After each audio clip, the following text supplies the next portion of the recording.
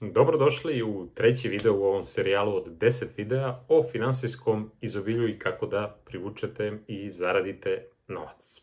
Sad ovako, treća lekcija se fokusira na to da shvatite da sva vaša negativna razmišljanja koja imate u vezi novca utiču kako na vaš život, ali isto tako utiču i na druge vama važne osobe. Jedan od velikih razloga zašto ljudi ne ostvare uspeh u vezi novca i financije generalno jeste zato što ne stave novac kao prioritet i kao nešto šta moraju.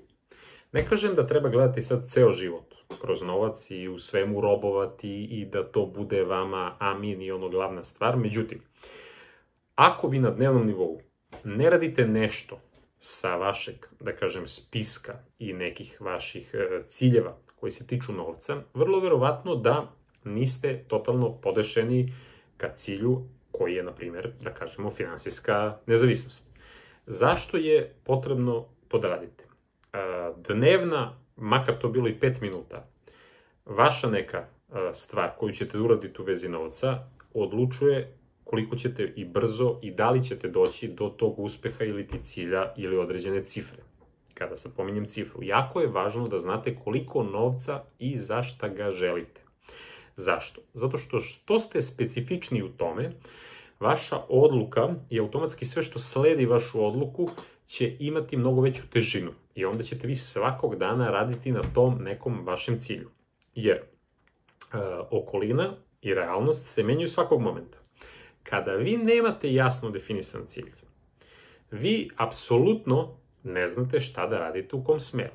Jer, kao primjer kilaža, kada se stanete na vagu, izmerite se i vidite, na primjer, da se promenio broj, vi znate, treba da smanjim ili treba da pojačam.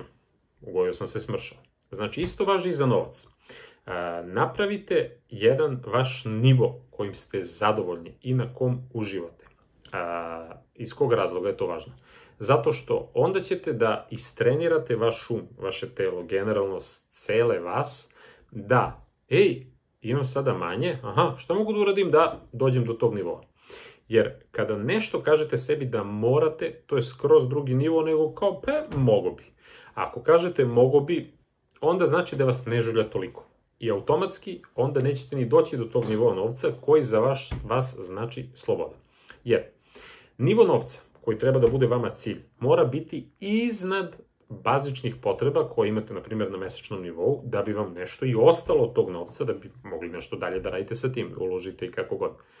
Ono što je sada po vama luksuz možda, počnite da smatrate da je to vama normala, neki onako prosek, običan nivo.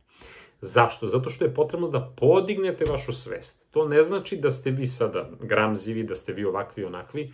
Posmatrajte vaš cilj kao neophodnost, jer to menja vama biohemiju u mozgu i vi počinjete drugačije da percipirate i okolinu i automatski uspeh ili ti finansije. Jer ako je konkretno sada vama 1000 evra neophodnost da preživite mesec, napravite vama sliku u glavi da je vama 3000 evra neophodno da preživite mesec. I da ćete da uradite sve što treba da dođete do te cifre. Iako ćete vi sa 1000 da pokrijete sve što je potrebno za vas i vašu porodicu, kada stavite cilj 3000, vi ostavljate prostora sebi, da nećete u nekim momentima kada bi možda seli prekrštenih ruku, ajde popijem pivo da iskuliram, vi ćete nešto da radite ka tom cilju. Vidjet ćete u ostalim videima, o čemu ću još, da kažem, da pričam, pa će vam, da kažem, biti jasno kada pogledate ceo serijal od 10 videa, ali dugoročno gledano, ako postavite cilj više od onoga šta imate trenutno i šta je vama neki, da kažem, optimum, vi ćete celog sebe uložiti da to ispunite. Pogotovo ako kažete sebi moram, zato što ja ne volim baš mnogo tu reč moram, ali u nekim slučajevima to moram vas gura preko vašeg zamišljenog limita. A znajte, i to vam se sigurno dogodilo u životu, da često puta nešto što ste mislili da možete ili ne možete, ispadne da možete. Ili ne možete.